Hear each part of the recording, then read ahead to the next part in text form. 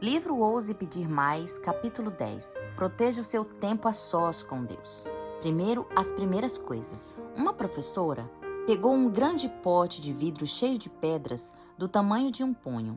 Então ela perguntou à turma se o pote estava cheio. Sim, responderam todos. Então ela pegou um balde com pedregulhos do tamanho de ervilhas e o despejou no pote, chacoalhando-os para se encaixarem entre as pedras maiores. O pote está cheio agora? Perguntou mais uma vez. Provavelmente não, foi a resposta. Então, ela pegou uma vasilha com areia e derramou lá dentro. Ela preencheu todos os buraquinhos entre as pedras grandes e as pedras pequenas.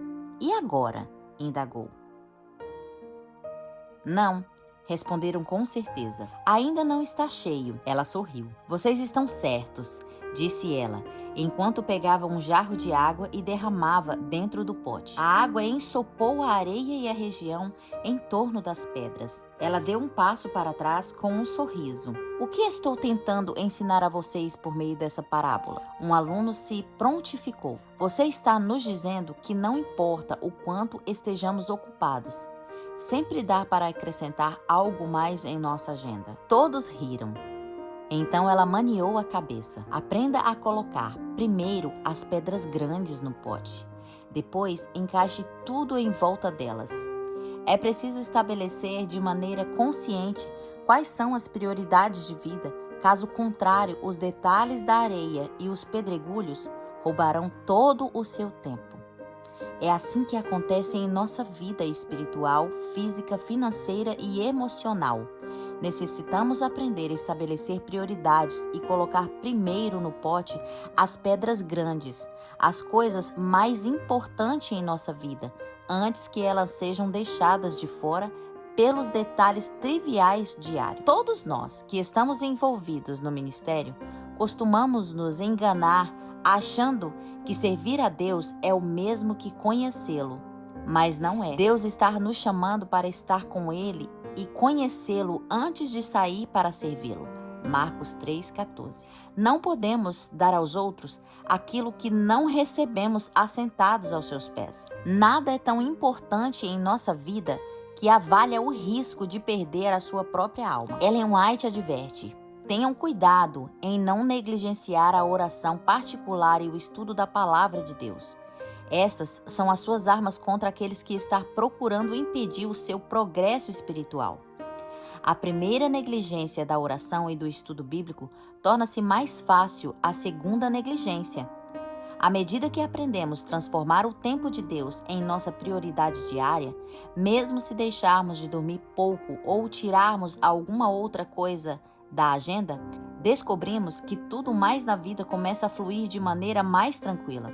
Em vez de gastar o dia inteiro para realizar um projeto, precisamos de apenas algumas horas, porque estaremos trabalhando em força e sabedoria sobrenaturais. Em lugar de nos sentir ansiosos e estressados, porque muitas coisas demandam nossa atenção, teremos a sensação de perfeita paz, porque Deus está no controle.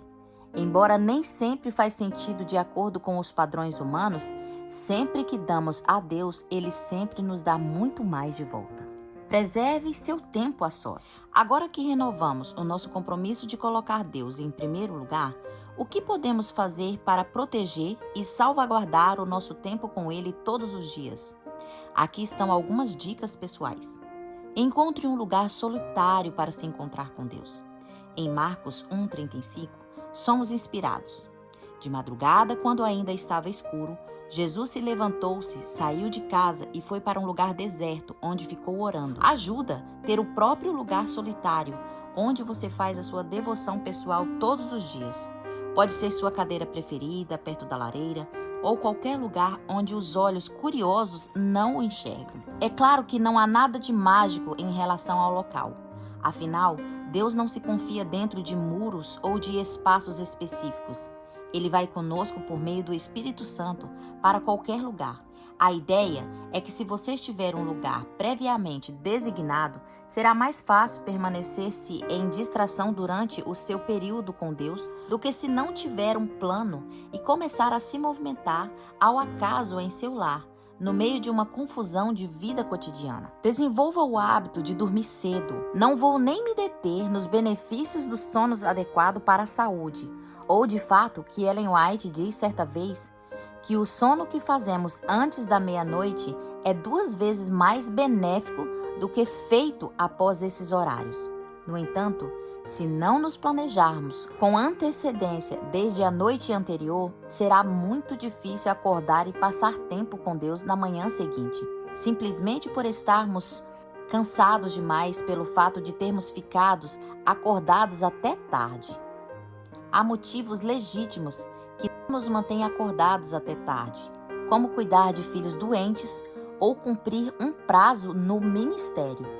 Mas isso deve ser uma exceção, não regra. Quando escolhemos fazer o que queremos para benefício próprio até tarde da noite, já tomamos a decisão de colocar Deus em segundo plano no dia seguinte. Para que a nossa vida de oração mude, esse padrão necessita mudar. Precisamos ser intencionais e dizer não para algumas coisas à noite, a fim de que possamos dizer sim para o Senhor pela manhã. Cultive o hábito de acordar cedo. Bondes escreveu: os homens que mais realizaram por Deus neste mundo se encontravam de joelhos cedo. Aqueles que desperdiçam o início da manhã, sua oportunidade e seu frescor em sono ou em outros afazeres, em vez de buscar Deus, fará pouco progresso ao procurá-lo ao longo do restante do dia. Se Deus não for primeira coisa em nossos pensamentos e esforços pela manhã, ele ficará em último lugar durante o resto do dia. Robert Shane, pastor da Escócia no início do século XIX, tinha dificuldade em transformar a oração matinal em hábito, mas sentia a diferença quando não conseguia separar esse tempo. A maioria de nós provavelmente consiga se identificar com os pensamentos dele. Precisamos orar antes de encontrar qualquer pessoa. Muitas vezes, quando durmo demais ou tenho reuniões com os outros cedo, só começo a oração particular lá pelas 11 ou meio-dia. É um péssimo sistema, não é bíblico. Cristo se levantava antes do sol nascer e buscava um lugar solitário. Davi diz: de madrugada te buscarei, de manhã o Senhor ouves a minha voz. Salmo 5:3. É claro que alguns que estão lendo esse livro podem trabalhar em plantões noturnos ou ter hábitos de sonos diferentes. No momento em que seu dia começar, tente transformar em prioridade acordar mais cedo para ter esse período sagrado em distrações com Deus antes de começar suas tarefas diárias ou noturnas. E se você acha que não consegue se levantar, bem, apenas peça a Deus que o desperte. Ele o fará se você lhe der a permissão. John Bunyan, autor do O Peregrino, afirmou certa vez: aquele que corre de Deus pela manhã dificilmente o encontrará ao longo do restante do dia. Que esse não seja o nosso testemunho. Quando você se levantar, não se distraia. Ellen White aconselha: consagre-se a Deus pela manhã. Faça disso a sua prioridade de atividade. Ao acordar pela manhã, é absolutamente vital que você evite ligar o rádio, o jornal ou qualquer barulho que o distraia e tire a sua atenção de Deus. Além disso, abstenha-se de conferir e-mails, mensagens de textos, perfis de redes sociais ou de qualquer outro tipo de comunicação eletrônica.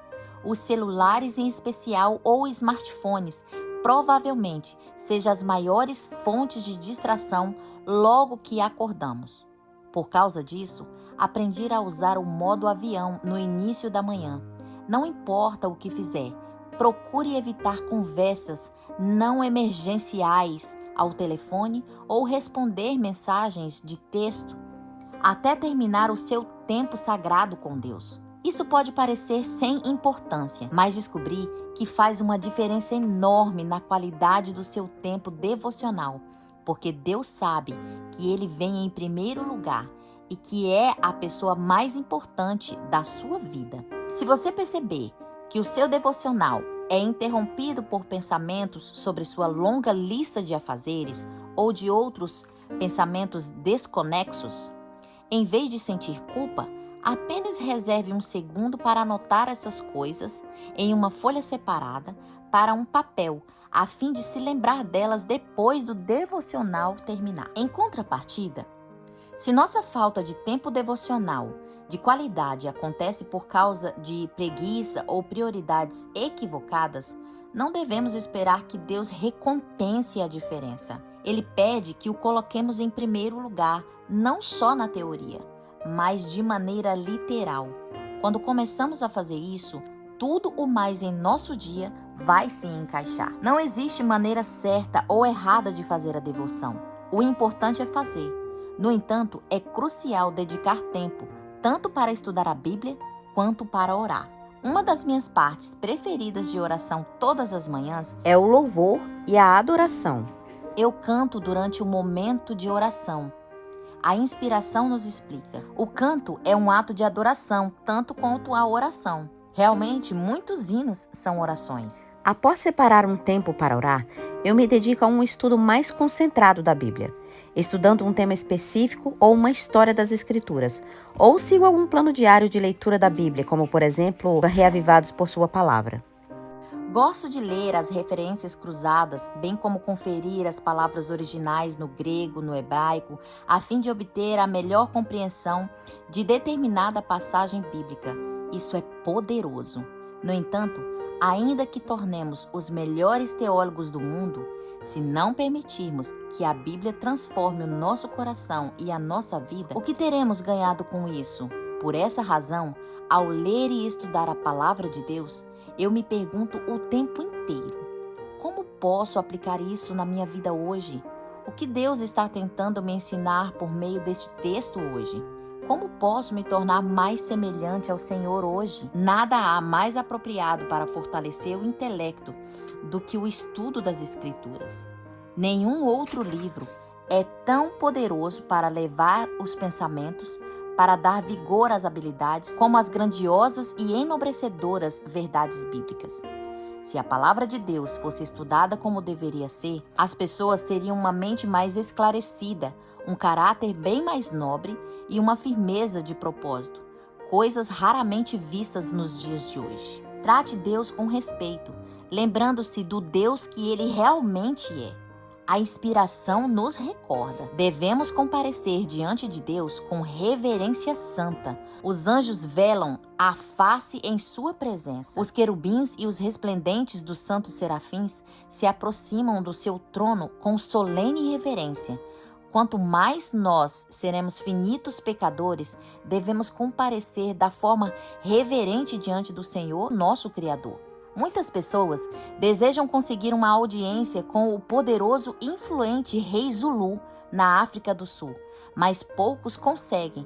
Há alguns anos atrás, Deus abriu uma rara oportunidade para um dos meus amigos passar o dia inteiro com ele. E os dois se tornaram bons amigos. Tempo depois, quando a filha do rei se casou, meu amigo foi convidado para a cerimônia.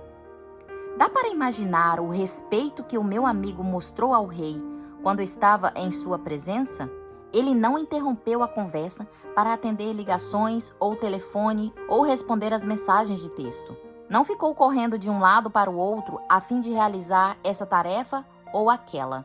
Permaneceu na presença do rei e aproveitou o dia, conversando e fazendo mais amizades. Se esse é o respeito que dispensamos às autoridades terrenas, não deveríamos demonstrar o mesmo tipo de respeito ao nosso Senhor, Rei do Universo, quando nos encontramos com Ele?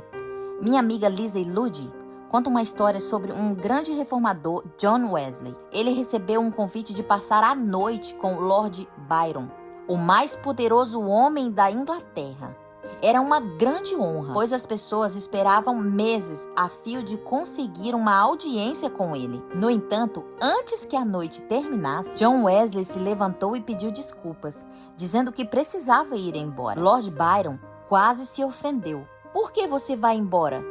Quando a noite ainda é tão jovem?", perguntou. "Não percebe que sou um homem muito importante e que muitas pessoas imploram para passar tempo comigo à mesa?" Wesley respondeu: "Não tenho a intenção de ofendê-la, meu senhor, e me sinto muito honrado por esse tempo que passamos juntos.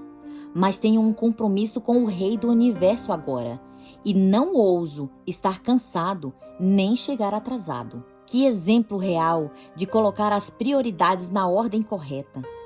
Talvez você esteja pensando, sim, mas bem que ele poderia ter feito uma pequena exceção nesse caso, não acha? Afinal, estava diante de uma autoridade importante.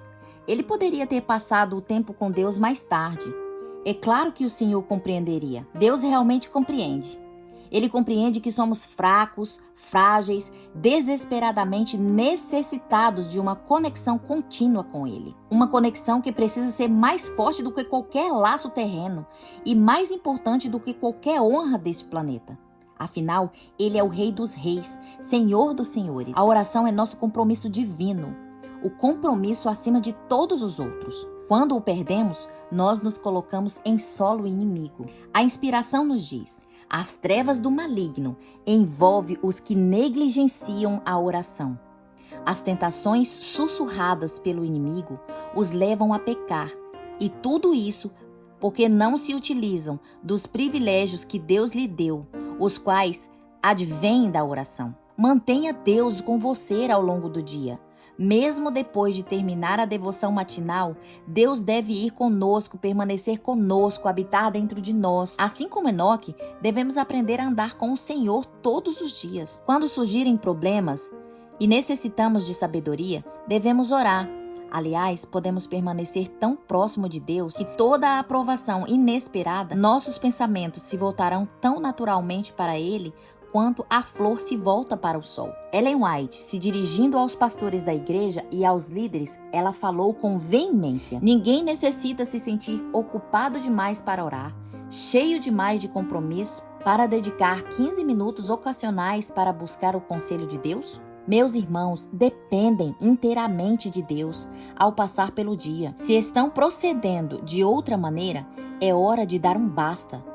Parem exatamente onde estiverem e mudem a ordem de suas coisas. Podemos até ter boas intenções, a maioria de nós tem, mas quando essas boas intenções não levam a um bom discipulado, normalmente isso deve ser uma falta de intencionalidade de nossa parte. Então, aprendemos a ser intencionais. Devemos dedicar tempo para o cultivo intencional desse relacionamento. Devemos proteger nosso tempo a sós com Deus como algo sagrado, pois ele pertence ao Senhor quanto o dízimo.